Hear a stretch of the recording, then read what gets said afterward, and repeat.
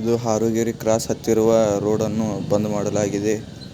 3,500 ರೂಪಾಯಿ ಕಬ್ಬಿನ ಬಿಲ್ ಆಗುವವರೆಗೂ ಚಾಲು ಮಾಡುವುದಿಲ್ಲ. ಇಲ್ಲಿನ ಹೆಚ್ಚಿನ ಜನರು ಗುರ್ಲಾಪುರ್ಗೆ ಹೋಗಿರುವ ಕಾರಣ ಇಲ್ಲಿ ಜನಸಂಖ್ಯೆ ಕಡಿಮೆ ಆಗಿರುತ್ತದೆ.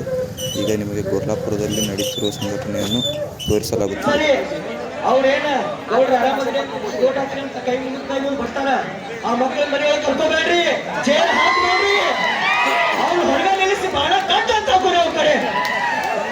ಆಮ್ಯಾಗ ಯಾರು ಓಟ್ ಹಾಕ್ಬೇಕ ಎಲೆಕ್ಷನ್ ಮಾತ್ರ ಬಹಿಷ್ಕಾರ ಮಾಡಕ್ ಹೋಗ್ರಿ.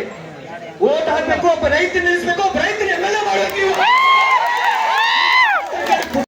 ಓಟ್ ಕೇಳಕ್ ಬರ್ತಾರ ಈ ಸತ 2028 ಮತ್ತೆ ಎಲೆಕ್ಷನ್ ಐತಿ. ಆಯ್ತಾ ಇಲ್ಲೋ ಹಂಗ ಮುಖ್ಯಮಂತ್ರಿ ಆಗ್ಬಿಡ್ತಾರ. 224 ಸೀಟ್ ಇದಾವ್ ಆರ್ಮಿದವರು ಮತ್ತೆ ನಮ್ಮ ಇವ್ರನ್ನ ಗೆಲ್ಸೋಣ. ರೊಕ್ಕ ನಾ ಖರ್ಚು ಮಾಡ್ತಾನ.